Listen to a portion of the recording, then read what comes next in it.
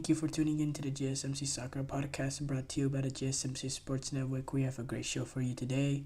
We will be covering Liverpool defeating AC Milan 3-1. We'll cover Bayern Munich being able to get 9 goals past Dinamo Zagreb. We'll discuss Real Madrid beating Stuttgart with late goals from Rudiger and Endrick.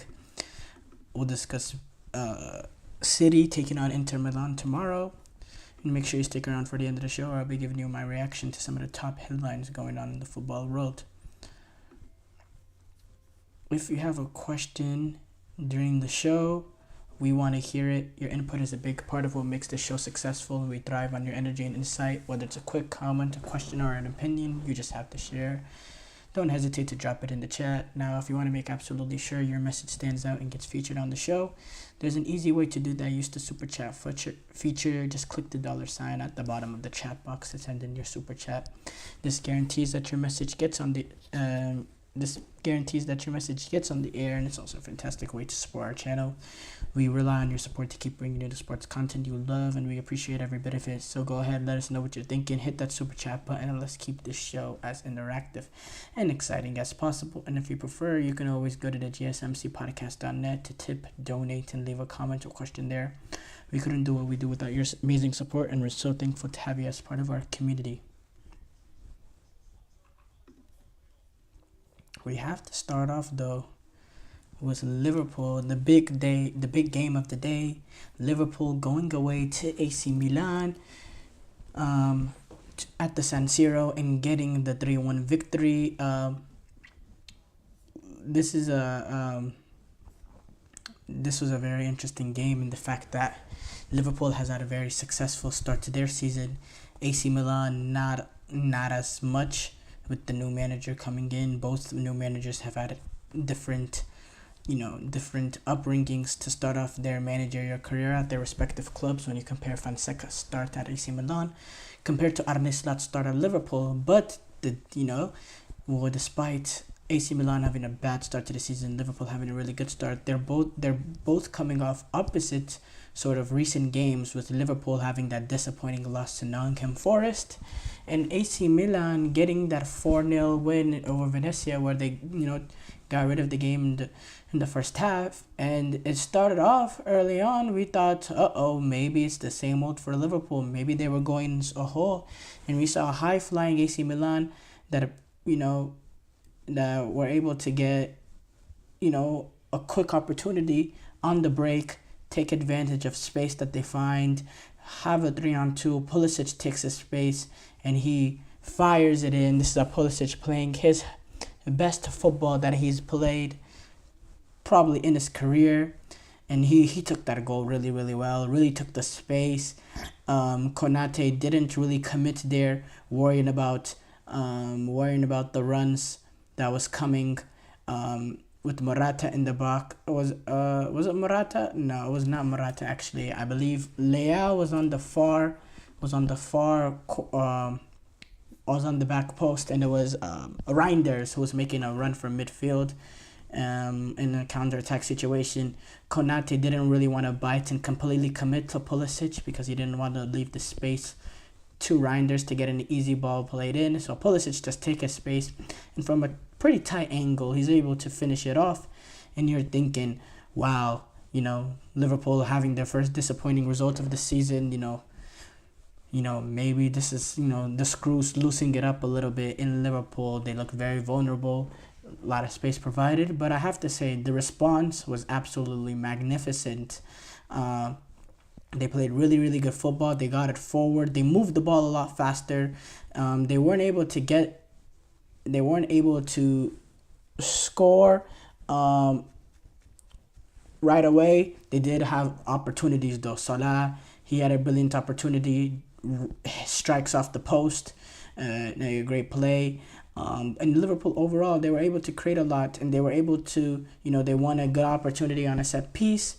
Right outside the box, and then with the ability that Trent Alexander-Arnold has and his set piece ability, he plays in a amazing ball, and Konate is able to head it home. I do have to say, with the ball, I always, Trent Alexander-Arnold, and look, it's a lot of congestion, so it's really difficult for Mike Mignon to make. It's sort of similar to the Vicario situation for Tottenham when Tottenham took on Arsenal in this North London derby, where the corner was played in the 6 yard box. I think this one is a little bit different in the fact that yes, it's not really a corner; it's a short free kick, but how lofted the ball is. There's a lot of time that Mike Mignon has in terms of the pace on the ball and how lofted it is for him to make a play on it. Now it's difficult. It's difficult because the ball is lofted in play high, and it's a really, really good ball. But anytime, in my opinion, the ball gets played in the 6 yard box and it doesn't really have any real pace on it as well in the cross, the goalkeeper, I think the goalkeeper has to be a little bit more reactive. He's a little late coming off of his line, doesn't really sense it, doesn't really go full of force right away, doesn't detect it early enough. He comes a little bit too late. He can't get on the end of it. It's a really good ball. AC Milan don't do a good job of marking him. Konate does have some real pace. He's able to get there right before Magnan, and he heads it into the back of the net. And just like that, it's 1-1 Liverpool. And it was a deserved response from Liverpool because they played really, really well. They moved the ball quickly. They got numbers forward. We saw a good pattern, against Nottingham Forest. It was a little bit slow. This was not. We saw a really good high-flying Liverpool team that had a really good response as well. And, this was needed for them because, in the last game or so, they really did struggle to, get a goal from open play, and set pieces was always a way that that could sort of bail them out, and that's what bailed them out in the first half after going down to they're going down to AC Milan early. Because look, Liverpool created a lot of opportunities. They played in really, really good. They had real cutting edge, but Salah hit the post. Jota had a really good opportunity or McAllister actually had a really good opportunity. Hits the side netting. Really should have done better there. Salah had another opportunity, but in terms of open play, and then Salah also hits the post the second time as well. They were getting very, very unlucky. So, so it was vital for them to take advantage of the opportunities and set pieces when they come, in which they get their second goal in the first half, and it's another set piece opportunity.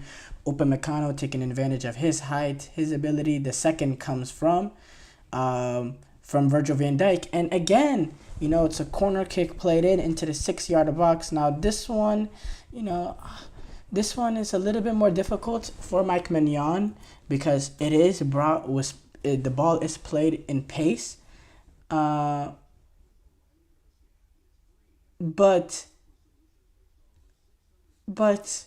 in my opinion, in Mike Mignon, he did suffer an injury later on in this game, and he left the game in tears. So, that's not a delicate situation there. But in my opinion, with the balls played in the 6 yard box, you have to have a better attempt at it. And I didn't think he didn't make a good enough, especially on the first one. The second one is a little bit difficult because the ball is played in with pace. So I'm not really blaming him there as much. But 2 goals for Liverpool, and it was much deserved too, despite them both coming on set pieces. There was no real arguing. I have to say the set piece defending, by the way, on that second goal was a little bit shocking. A little bit shoved from Van Dijk to get his initial space, but then the ball doesn't get attacked by any Milan player, and that's the thing with this sort of zonal defending. You don't get much sort of room to attack the ball, and if a player can find the right spaces in the zone, it's really hard to defend, and you suddenly go from 1-0 up to 2-1 down on 2 set piece opportunities. And obviously, 2 set piece opportunities, yes, that's how they got their first 2 goals. But, it's not a luck sort of set piece opportunity. This is a team that they outplayed AC Milan after that opening goal. They moved the ball really, really well. The entire game, they played They played with good energy levels. They got numbers forward. They got runners in behind. Ryan Gravenberg did a good job with McAllister doing the job defensively and springing out balls to start off attacks. The whole team was fluid, and they had more cutting edge and played with more energy than they did against Nottingham Forest. And they really could have made it, 4-5, to be honest. It really was not a 3-1 game. They were by far the superior team. And then it eventually gets capped off, after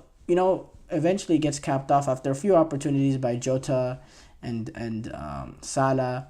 Eventually the game gets capped off in transition. You see the dynamism of Liverpool, how, you lose the ball in the wrong area to Liverpool, then you can be in serious trouble with how dynamic they are in their attack. And it's Szoboszlai that's able to get on the end of a Cody Gakpo delivery, in which I thought Cody Gakpo was one of the players of the game. I thought he was absolutely brilliant playing in there. Szoboszlai takes it home, and it's 3-1 Liverpool, and made the sort of perfect response for that disappointing result they had at against Nottingham Forest. And for AC Milan, the disappointment of the start of the season does continue. And I have to say, losing to Liverpool is not the worst thing in the world, but the performance at home as well at the San Siro, in my opinion, it should have really been 5 or 6. I thought Liverpool had so many opportunities, and AC Milan looked so vulnerable defensively, and looked so vulnerable on the break as well. They just conceded way too many chances, and on top of that, losing Mike Mignon, who is one of the best goalkeepers in the world. AC Milan, I have to say, this is a really rough start for Paulo Fonseca, and we know what they're, in Serie A, they're 2 wins, 2 draws, 1 loss. It's not a good start for AC Milan, and a response is needed. They need to find, they need to, first of all, tidy it up defensively. Defensively, they give up far too many opportunities. They need to, close up the spaces and overall defend as a unit better. And then, offensively, there's quality there, and they got players that they can play in transition with Pulisic and Morata. But if you're conceding all these opportunities, you're not going to be able to make it up with the quick counterattack of the ability to have players like Rafael Leao. So they need to tidy it up defensively. As far as Liverpool, this is a really good win for them. Good way to respond from that Nottingham Forest game. You were able to, get some rest for Andrew Robertson, for Luis Diaz. You were able to get Chiesa his first minutes of the season as well. Overall, a great day for Arne Slot, and a good response for them as they move on. And they have they actually don't have a game till Liverpool move on to take on, who did they play this weekend? They play Bournemouth at Anfield this weekend.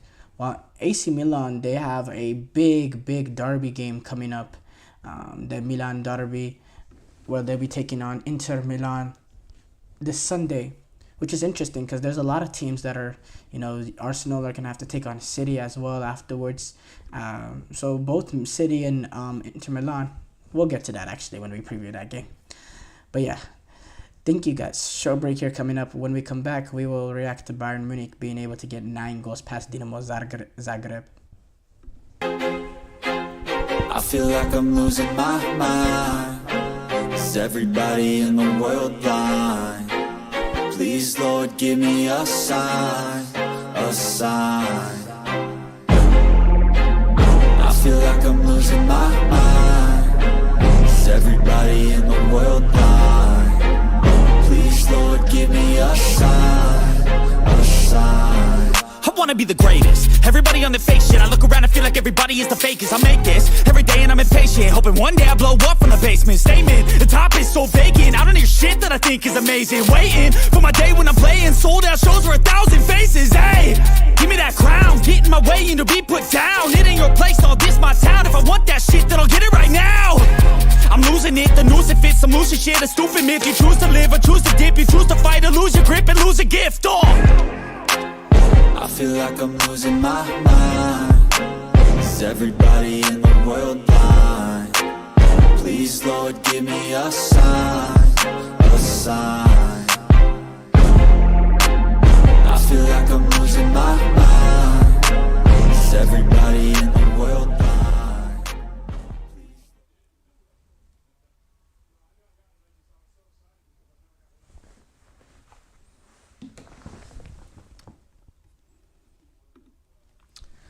Before the break, we discussed Liverpool defeating AC Milan 3-1 at the San Siro. We move on to discuss Bayern Munich. They were able to get 9 goals past Dinamo Zagreb today, or technically we're at 12:04 a.m. my time, Dallas Central Time. So technically it was yesterday, but they were able to get 9 goals past Dinamo Zagreb. Harry Kane were able to get 4 goals on the day, 3 of which came from penalties. Rafael Guerreiro, he was able to get on the score sheet. Olise got a brace. Sane was able to get a goal for himself, and Goretzka as well, as they were able to defeat Dinamo Zagreb 9-2 at Allianz Arena. A good display of attacking football. We know under a company they want to play very attack-minded. That's how they're operating. They get their fullbacks forward, the center back split out wide. They get numbers forward with Musiala, Olise, Gnabry, Kane, Guerrero, Davies all joining into attack, and Pavlovic and Kimmich doing that, having a lot of duty, sort of playing that pivot in midfield, having a lot of, duty to do. I do think this Bayern Munich team has their vulnerabilities defensively, not just because of the center back pairing, but because of how open that they are. And if you're playing Kimmich and Pavlovic alone and double pivot, that's not the most defensively solid base for a midfield. And if you can get past that initial high flying press that Bayern Munich have, there's a lot of space to go and attack in behind, and there's some vulnerabilities in behind. But, when you're playing against Dinamo Zagreb and you're doing it at home, you have a little bit of breathing room, a bit of experimenting room. And they were able to dominate a team that they were just flat out far better than. They did concede 2 goals to Dinamo Zagreb, which is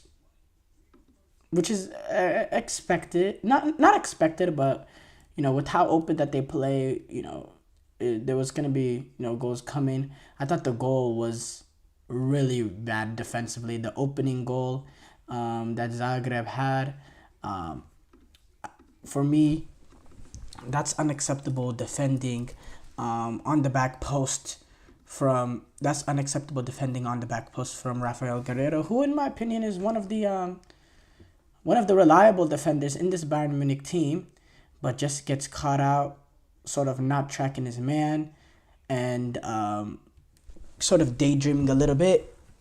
And then I believe it was Petkovic who was able to find space and get it into the back of the net. Again, there was a lot of space in that Bayern back line. They were not compact enough because of how open that they are. And the second goal as well, the ball played in behind, Bayern Munich getting caught out. And it's just defensively, they're really, really open. They are really, really open. That midfield doesn't want to defend. They're players that sort of try to get in the way. I think Pavlovic has a good work rate, but he's more of his ability to play the forward ball. He's in there. We know Kimmich, his qualities he has. Yes, he is a natural right back, but defending has never been really his primary strength. And if you can get past the initial press, there's space to play the ball in behind. Ogiwara, coming from his fullback position, was able to make the run in behind Guerrero, and he, comes up with the nutmeg finished, and suddenly it's 3-2 Dinamo Zagreb, and then, Bayern, and actually, honestly, Dinamo Zagreb, the Bayern Munich went up 3-0, in that first half. They quickly cut it down to 3-2 at the start of the half, and Zagreb had their opportunity, had a few opportunities there, and Bayern Munich were a little bit on the back foot. And it really just shows the vulnerabilities that there was with Bayern Munich. But then on, the quality eventually got through. Bayern Munich pelted them, and then, Harry Kane was able to get the fourth, and then from there on, it was going to be smooth sailing because just the quality with Bayern Munich was just far too superior. And it was... overall, easy overall game for Bayern. They even had a few opportunities that were called out, or one opportunity that was called out by VAR. Kane was able to get on the back of the net, but that goal ball, VAR ruled it out. He had another rebound, opportunity. But yeah, look, Bayern Munich, they have real quality. Now with Elise coming in, Gnabry sort of back on his form. He's playing really, really well.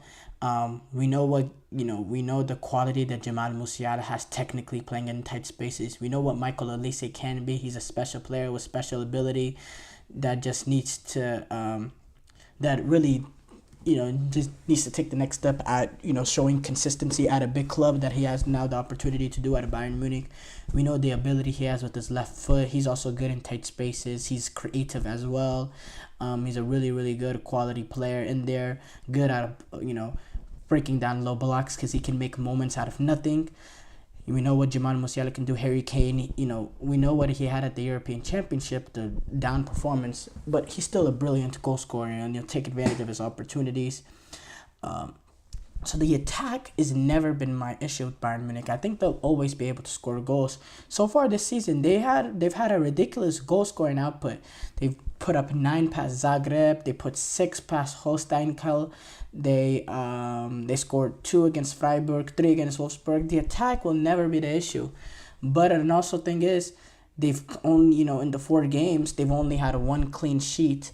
The rest of the 3 games, they have conceded. They conceded 2 goals against Wolfsburg that put them in a sort of dangerous position later on to drop points. And then this game, Dinamo Zagreb was able to get, back into it eventually. Bayern just dismantled them. But it just shows that, look, there's huge quality. But for me, Bayern Munich, when they're going up against the better teams, late stages in this competition, number one, they're just way too open defensively, because with teams like Real Madrid, Manchester City, Barcelona, you get past that. If they're able to get past that initial press for Bayern Munich and be able to attack the space that's left in the defense, to play in behind or to go at the center backs of Kim and Upamecano that can have some bad blunder moments, it could be a real issue for Bayern Munich defensively. And yes, against teams like Zagreb, you can win a basketball game because you just have far better quality than them. But going up against a team that has a little bit more composure defensively, that can defend really well, and that has ability to play out and go end to end with you, but also can defend well, like Barcelona could, like a Real Madrid definitely could, like a Manchester City definitely could, it would put Bayern in a vulnerable position. So something that Vincent and company has to emphasize is getting this defense better.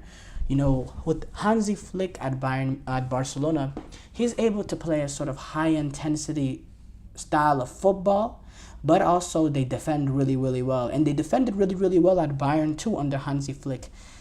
Vincent company needs to be able to replicate Hansi Flick's success that he has in terms of how he wants to play, but also being defensively solid. Because if they're just this open, against the better teams, Bayern Munich will get caught out. There's no doubt about that in my mind. Short break here coming up. When we come back, we'll do a full reaction to Real Madrid beating Stuttgart with late goals from Rudiger and Endrick. Looking for your daily fix of sports talk without having to pay for it? GSMC Sports Network is available on YouTube. Just search GSMC Sports Network.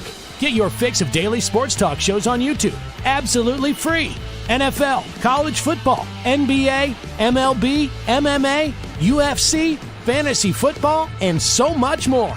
GSMC Sports Network has shows running all day long, with new sports shows starting every 2 hours. Just like on your favorite cable sports channel, except GSMC Sports Network is absolutely free. Just search GSMC Sports Network on YouTube to catch one of your new favorite shows, like the GSMC College Football Podcast, Chip Shot Football Podcast, Hoops and Heels Women's Sports Podcast, GSMC Basketball Podcast, and so many more. Check it out for yourself. GSMC Sports Network, now available on YouTube absolutely free. Search GSMC Sports Network on YouTube right now.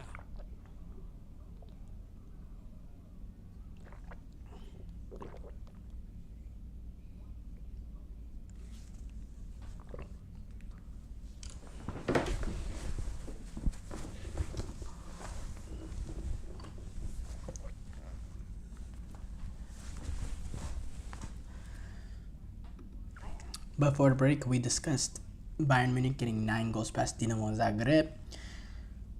We move on to react to Real Madrid. They were able to get on the right side of the line over Stuttgart in their opening game of their Champions League campaign as defending champions. They took on a Stuttgart team that did really well for themselves to get into the top 4, to get into the Champions League this season. And I have to say, you analyze the performance for Stuttgart relatively to the expectations as well. I thought Stuttgart played a really, really good game. I thought they were able to control possession at certain moments. They created some good opportunities. They had good runs of sustained pressure that they applied on Real Madrid. I thought Real Madrid also, they played a decent game. They played a sort of Real Madrid game that we expect from them under Carlo Ancelotti. We know what they are. They're not a team that'll go in, and maybe we're expecting a little bit this season now with the additions that they've made with Mbappe coming in, but this is not a team like Manchester City that'll go in and just completely dominate and suffocate a team. This is a team that'll be measured in their approach. They'll be defensively solid and sort of work their way up from there. And don't get me wrong, they do have the ability to control games, but it's not to the extent that a team like Manchester City, well, it's just not how Real Madrid go about it. And look, if you watch the game duration, once Real Madrid were able to get that lead early in the second half through Mbappe, who scored his first goal for Real Madrid in the Champions League. And by the way, that goal epitomizes Real Madrid, their ability to play in transition. Sloppy defensive moment from Stuttgart's left back. His name is escaping my mind. Mittelstadt. Sloppy defending from Mittelstadt there. Because the ball played in initially from Jude Bellingham. We know Stuttgart, they're attack minded and they're gonna be willing to play, and that made the game much more appealing as well. And the fact that they were willing to go at Real Madrid, that they were willing, they're playing a back line. Their back line is at the halfway line, and they're willing to press and they're willing to go for it, and it made it a really good game. And look, if you're going to play a high line and you're playing at the Bernabeu, you're playing a high line and you're going to go for it, well, then your defenders, they're going to have to be very, very solid. And in my opinion, it was a poor mistake by Mittelstadt on the ball played in from Bellingham. The ball played in from Bellingham doesn't have, shouldn't be to Mittelstadt. I think Mittelstadt is in a good position defensively, doesn't make a good play on the ball, takes a bad angle. And when you take a bad angle and you have players like Rodrigo, Mbappe, Vinicius that they're defending, well, you're gonna pay the price. Rodrigo was able to get in behind, and then he was able to get in behind, able to play a ball to Mbappe, and it's a tap in, and just like that, it's 1-0 Real Madrid. And it just epitomizes Real Madrid. They're defensively very, very solid, and one moment of sloppiness, they will pounce. Mbappe pounced, and it was 1-0 to Real Madrid. And I do have to say, afterwards, Real Madrid did have another opportunity that they could have doubled the lead, Kylian Mbappe. And the next, few minutes or so, Real Madrid were able to create a few opportunities. Vinicius Jr. also hit the post to double the lead. But then Stuttgart started gaining confidence. They started getting numbers forward. And they really, Thibaut Courtois had to make a really good save. with Stuttgart when they had an opportunity on a 2-on-1, and then Stuttgart had and then he had to make another good save from Lowling, who was able to get a strike off, and then eventually Stuttgart was able to get the equalizer. It came from a set piece opportunity. They took advantage of it. The ball gets onto one of the Stuttgart player on the back post, who plays it back in, and then Dennis Undev, who's their striker, their star striker, he's able to get on the end of that cross. It's 1-1, and I thought Stuttgart, they did really well in that, that 10 minutes or so. They applied pressure and they played really well. I thought Stuttgart played a really good game. They were willing to go at it, and I love that when teams are willing to go at it and they don't fear Real Madrid, and they didn't fear Real Madrid. We know what Stuttgart are, or what they're made of, what their DNA is under Sebastian Oeneb, who in my opinion is a really, really good manager, and a manager that will be making the move to a top club soon. And we know what they're about, and they're not going to change their ways, going into the Bernabeu. But eventually, just the quality for Real Madrid was able to see them through. Real Madrid were able to take advantage of a set-piece opportunity on their own. Modric plays it in, and Rudiger gets it to go for 2-1. It's another ball played into the 6-yard area, and the Stuttgart goalkeeper just couldn't get to it with the traffic in there. It's a really hard play to defend. Alexander Nobel just couldn't quite get there. I have sympathy for the goalkeepers, because they put in there's a lot of players in that 6-yard box. It's very congested. It's very hard, but sometimes when you're in a goalkeeper in that situation and the ball gets played in the 6-yard area, you just have to have that sort of mentality. You're gonna go through anyone, and if you have to go through your own player to get that ball, you're gonna go through him. You sort of have to have that killer mentality, sort of having when you are trying to have a sort of command of your 6-yard area. You have to have a commanding presence of yourself, and you have to have that mentality. I'm getting to that ball and I'm going through anyone, whether it's my teammates or a Madrid player, which it's not the best, because you don't want to get a penalty in that area. But if you have to be measured about it as well. But Rudiger is able to get the goal. It's 2-1 for Real Madrid. They take advantage of individual moments, as they always do. Bernabeu's atmosphere was great. They closed it, and it was a good goal. And they played a good game, Real Madrid. They played a Real Madrid game, and then late on they're able to bring on Endrick, and they were able.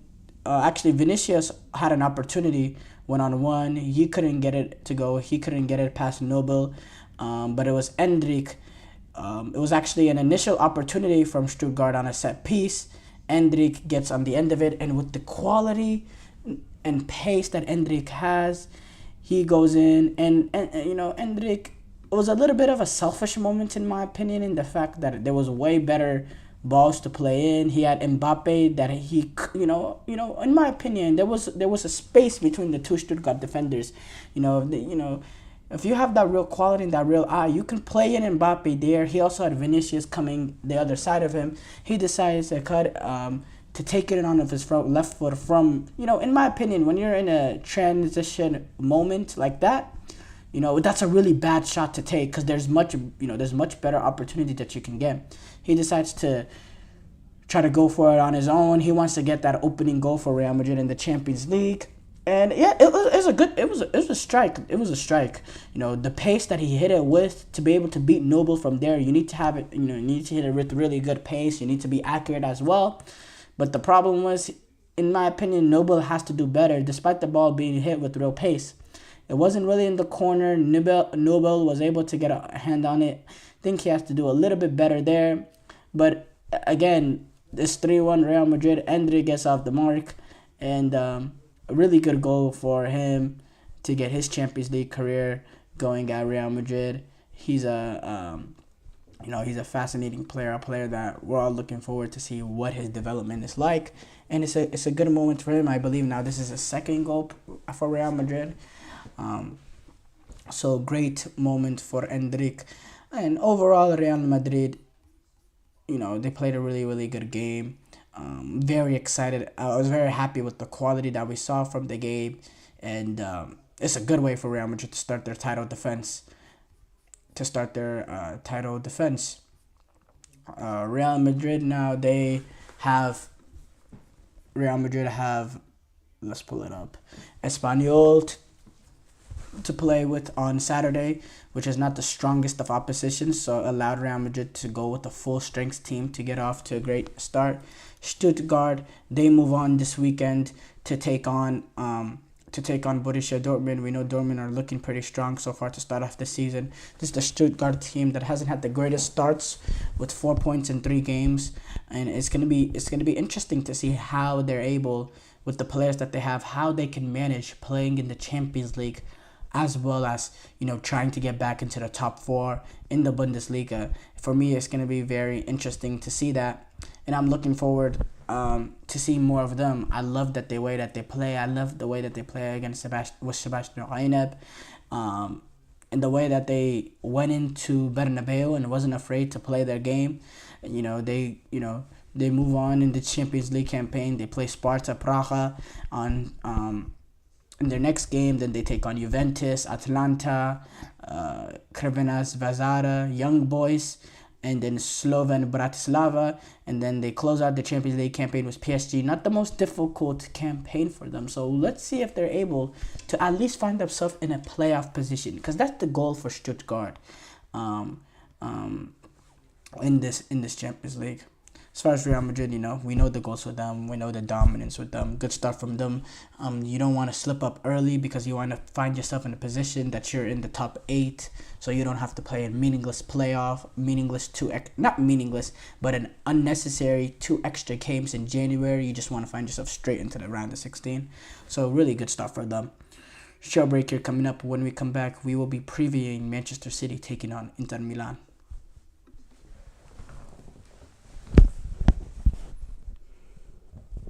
For the best and latest podcasts available anywhere, go to the podcast app on your cell phone and type in GSMC to access free content-rich podcasts on health and wellness, book reviews, sports, entertainment, relationships, social media, movies, technology, finance, and even weird news. Subscribe and download the GSMC Podcast Network's family of shows, available everywhere podcasts are found.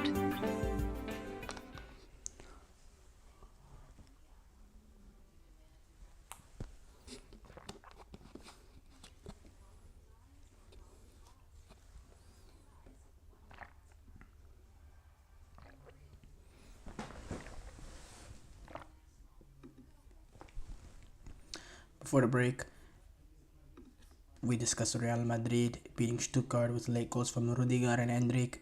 We move on to preview Manchester City taking on Inter Milan tomorrow. This will be a rematch of the Champions League final from the 2021-2022 edition. No, not the 2022-2023 edition, in which Manchester City were able to win 1-0 through the winning goal for Rodri in the final. But this is 2 years later on. Both teams find themselves similar position. Again, this is Inter Milan team on the back of winning Serie A, a really strong team.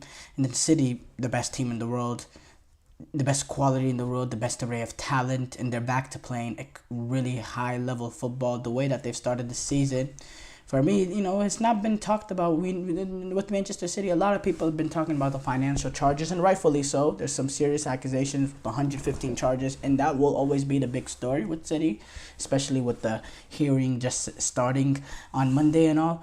But City have played some brilliant football this season. Erling Haaland, 9 goals in 4 games. It's absolutely ridiculous. And it'll be very interesting to see if Haaland can continue that ridiculous form he's had in the Premier League, and if he can bring that into the Champions League against high-level opposition at the highest level of football. And for me, City, Inter Milan, these are two of the top 6-7 teams in football. So it doesn't get much better than this. Two teams with a little bit contrasting styles. I think Manchester City does have more quality and are the favorites in this game with the combination of quality and the fact that they're playing at the Etihad.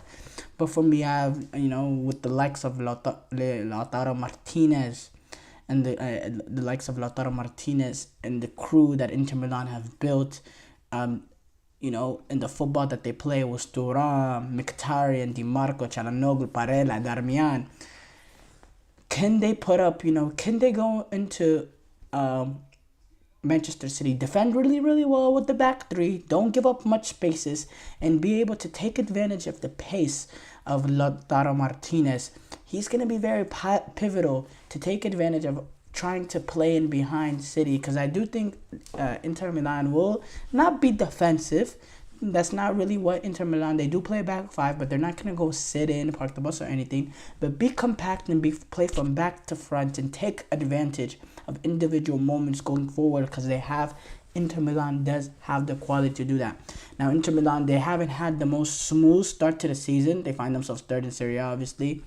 Not the worst start, but they have dropped points in 2 games. They dropped points this past the game to Spezia. No, not Spezia. They dropped points to Monza, and then they dropped points to start off the season against Genoa to 2. But they also had that really good performance before the international window, where they were able to get 4 past Atalanta, an Atalanta team we know it's an elite team. They won the Europa League last season. A little bit injury ravaged that team is this season, but there's still quality that they have. Inter Milan was able to get 4 goals past them and play a really, really good game and be clinical. And that's going to be necessary for Inter Milan in the City game. Another storyline in this game between City and Inter Milan, both of these teams have huge games coming up this weekend, and it's going to be interesting to see how Pep Guardiola and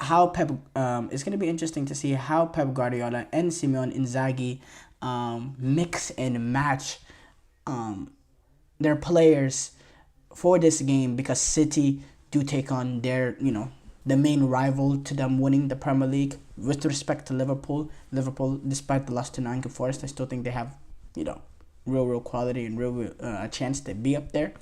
But it's clear that Arsenal, City, those are probably the 2 teams that are going to be added at the end of the season. They've been added at the end of the season for the past few years now. That's a big game for City early on at Etihad. They're already 2 points ahead of City. They're already 2 points ahead of Arsenal, City. They can get that win. They're 5 points ahead with only 4 or 5 games played in the Premier League, or 5 or 6 games played in the Premier League. That's a gap to have this early on, and you're already looking at, Arsenal already being really on the back foot. So obviously the importance is there. As far as Inter Milan, haven't had the greatest starts, and they're going up against it's a Milan derby though. And a Milan derby is always intense going up against AC Milan. Going up against AC Milan that hasn't had the greatest start now, but it is a Milan derby. We know what I said about Inter Milan. They've already dropped points in 2 games this season. They don't want to drop points in the third, and it's going to be high intensity. The rivalry is going to be very fierce going up against Milan. So that's always a big game, even with AC Milan not being what they've been. AC Milan still has quality with Rafael Leao, with Alvaro Morata, with Christian Pulisic to take advantage of an Inter Milan team that's a little fragile. And they'll have an extra day's rest, AC Milan will, because AC Milan played a day earlier. AC Milan played on Tuesday, Inter Milan playing on Wednesday. And Inter Milan having to go to Manchester. AC Milan actually get to stay at the San Siro. They played at the San Siro on Tuesday, and they're staying there to take on Inter. So that, there's going to be some advantage there that for AC Milan. So how do Simone Inzaghi and Pep Guardiola, how do they approach this game? Do they go with a full throttle team and look at it at a one game at a time, really start off. Because also, these Champions League campaign, these group stage games, they're important even for these big teams. They're important for a team like City and Inter Milan. You don't want to find yourselves in a position that you're playing unnecessary games in January. You want to get into that top 8 so you don't have to play a qualifier to get into the knockout stages. You're already having to play 2 extra games in the Champions League group stages with this new format. It's really unnecessary for them to play another 2. So they want to, take advantage of these opportunities early on. So later on, it's still the group or league phase. You give yourself a little bit of flexibility that you can drop points, but you can still, retain your position in the top 8. So you don't have to play, one of those games. So yeah, I'm very, very fascinated to see how these two managers mix and match. Again, with Manchester City, they just want to continue to do what they're doing. The football that they play under Guardiola, they want to continue going at it. Erling Haaland, he needs to continue his momentum. The interesting thing about Manchester City, I have to say, so far to start off this season, Rodri has not started a game for City this season. After having a really long season last season, not only was he, was very important to City, played in every game for City last season that he was not injured, but also, was part of the team for Real Madrid that went on and won for Spain that won the European Championship later on into the summer.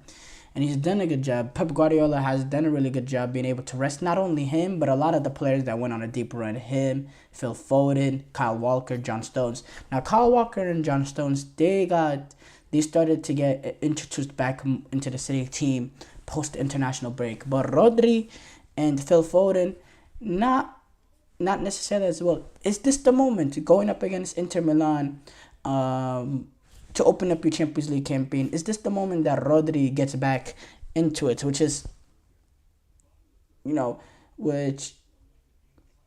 I would think so, because you don't want to throw him in there for Arsenal, that Arsenal game. You don't want that to be his first sort of, game that he starts this season. You're sort of throwing him into the fire, in which we know that Rodri, he'll be capable of handling that. He's an experienced player. He's a professional. But I have to say, for him to start against Arsenal, I expect him to have some sort of role in this game at Inter Milan, in my opinion. And I do think Guardiola will be playing with fire if he just, sits him out for another week and doesn't play him against Inter Milan or Arsenal. I think you're playing with huge fire. I think Manchester City, they smell blood right now with Arsenal. And the fact that, Arsenal, they have 2 draws. Not 2 draws, they've dropped points already. City have been dominant. You go 5 points up this early on, you really set a tone, and you put Arsenal in a vulnerable position 1 month into the season. And when City smell blood, they will take advantage and they will fire. So I think Pep Guardiola can't underestimate that and needs to go with a full-fledged team. And if that means Rodri needs to be introduced in this game at Inter Milan, I think this is the moment that he gets introduced into the season. He makes, I don't know, has he even made a substitute appearance so far to start off the season? Rodri, yeah, he did. He was able to he got on the field against Bournemouth.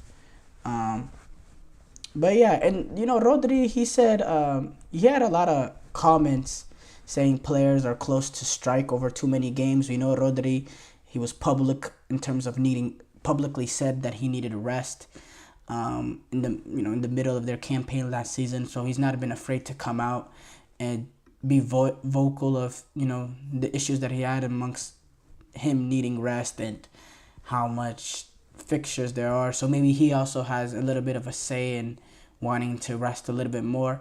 But yeah, I think it's time for him to get back. Because look, this was a Rodri, by the way. He's not a 33, 34, 35-year-old. He's not a 21-year-old, but he's 28, the peak of his prime athletically.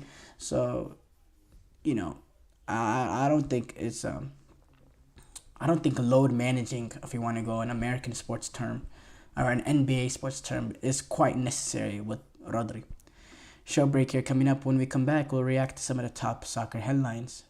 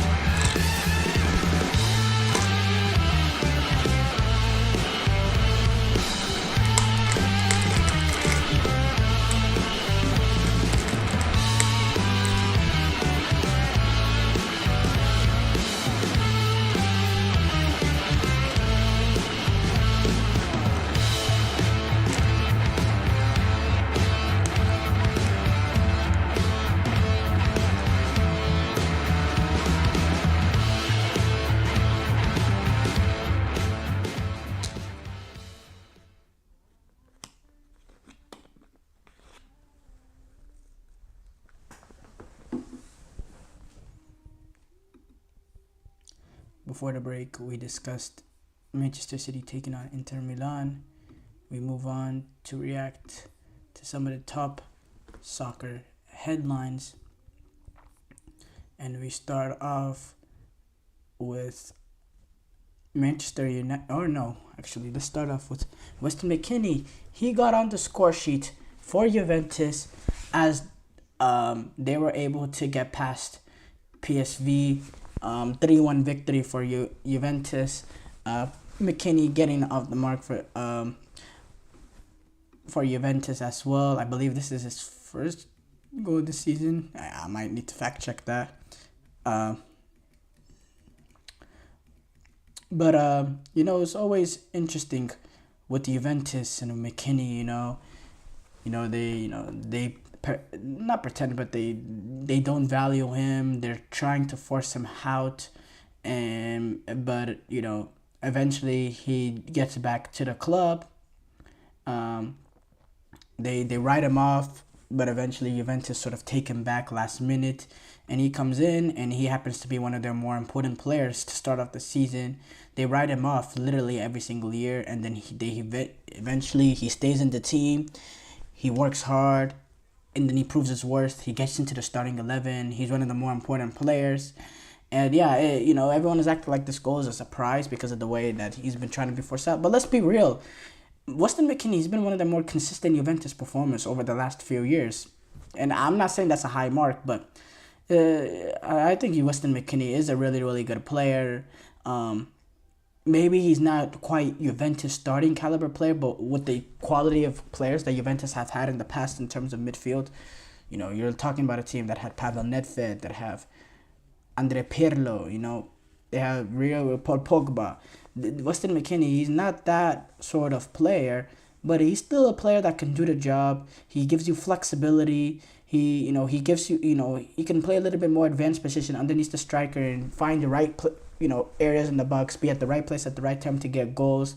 He can drive in midfield. He has good work rate. He provides you something defensively. He can play in all the roles in the midfield. Now, he doesn't have the sort of ability that Pirlo will have from playing the sixth position to play in, be a deep line playmaker. That's not Weston McKennie.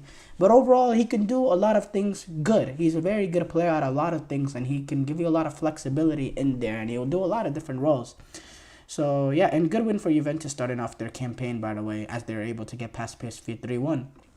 Speaking of that, the other early game from this window, Aston Villa were able to get a 3-0 win and in the Champions League, in their opening game of the Champions League, as they were able to get past Young Boy 3-0.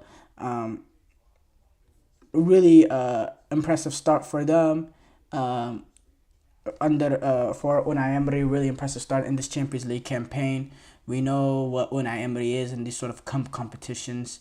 He can get the best out of a team. He's a really good cup manager, and it's a good start. Going away to young boys, going to Switzerland is never an easy outfit, especially when you're Aston Villa. That's relatively new to the Champions League. A lot of these players don't have much experience in the Champions League, if not any experience in the Champions League. So really, really, really good performance for Aston Villa. They played some good football. They created a lot of opportunities. Good start for them.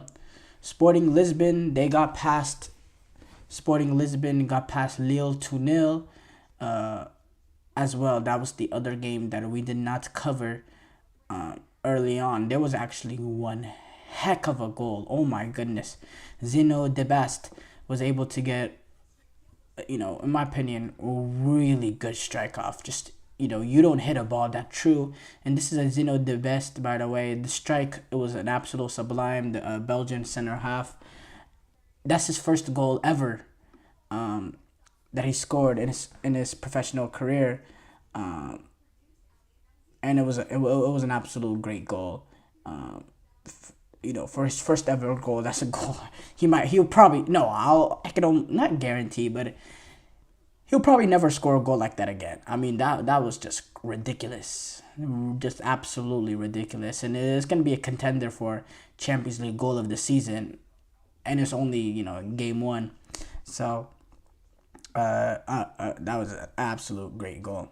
Manchester United, they're able to continue, off the good momentum that they had against Southampton. They carried that into the EFL Cup as they got past Barnsley 7-0.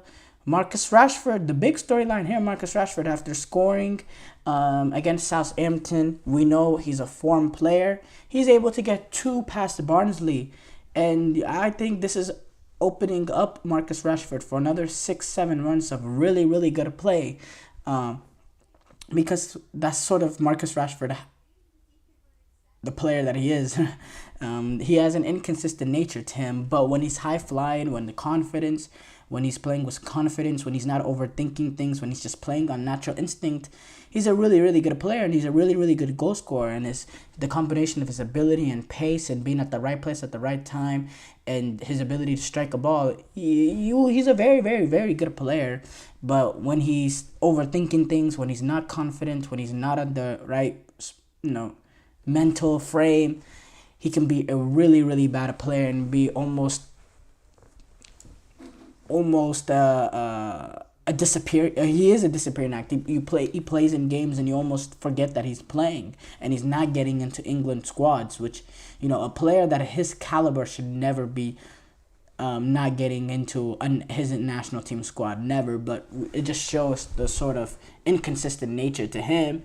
But look, Erik ten Hag, he might find himself in a position that he's gonna rely on Marcus Rashford and his inconsistent nature to get on the right side of that for him to be he might need these next 6-7 months of great Rashford to potentially save his job. That might be necessary.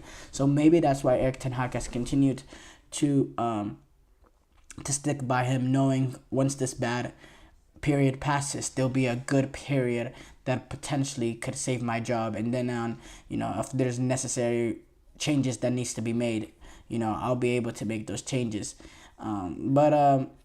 But yeah, it was a good win for Manchester United. Erik ten Hag, he called it the perfect night, saying, I think, not for me, but for the team, this is the perfect night. I think we could do everything that we plan to do. How we win next round, scored some great goals, entertained the fans. We worked on our game model, so we are happy. I know from my first season here that when he scores, then for the team it's more easy. This is speaking about Marcus Rashford, by the way. When you have a player in your squad who is a guarantee for goals, then it can make the difference. You could do a lot of things very well between the boxes, but football matches are decided in the box. He continued on to say, I was not devastated after Liverpool and I am not celebrating now. It's a never-ending process. I know where I want to go, in which direction. I know we have a lot of speed, dynamic, and we have seen this today, and we have great players capable of dominating possession. We have to work even harder to get all the stages of the game right. That's the key for them. Preston, they were able to upset Fulham in a Carabao Cup. It was a record for a Carabao Cup shootout. Took 32 penalties. 32 penalties were successfully made. That's ridiculous. 32 penalties were successfully made until eventually Castagna, he missed the target, which that's rough. Castagna's being the man to sort of break that ridiculous streak. And then Letson, he took advantage and fired Preston into the fourth round of the EFL Cup. We know Rodri, we spoke a little bit about this, but he said players could strike over too many games, saying players are close to going on strike because of concerns over their increased workload. We know with Spain, with the Champions League increasing to 8 games, potentially 10 group stage games, depending on if you don't make the top 8 or not, and you're still in that playoff position. We know this Club World Cup that a lot of people are not the biggest fan of in the football world in terms of players and managers. This new 32-team Club World Cup that will be played in the summer as well. Rodri speaking, he said, I think we are close to that. When speaking of a strike, it is easy to understand. I think it's something general. I think if you ask any player, he will say the same. It is not the opinion of Rodri or whatever. I think it's the general opinion of the players, and if it keeps this way, there will be a moment where we have no other option. I really think, but let's see. I don't know what's going to happen, but it's something that worries us because we are the guys that suffer.